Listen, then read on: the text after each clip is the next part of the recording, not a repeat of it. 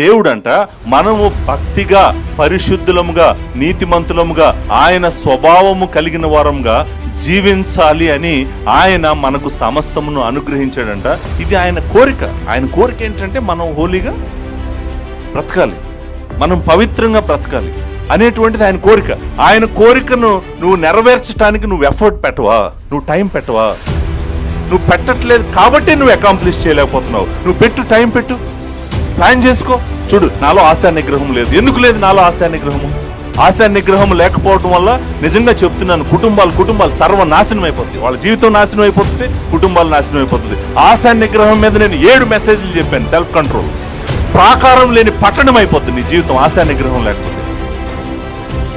ఎవరు పడితే వాళ్ళు వచ్చి నీ జీవితంలో తొక్కేస్తారు. నేను నువ్వే తలుపులు తీస్తావు నీ జీవితంలో నుంచి. రండి నా జీవితాన్ని తొక్కండి అని. ఆశా నిగ్రహం లేనివాడు జీవితము ముక్కలు అయిపోతే తొక్కిపడ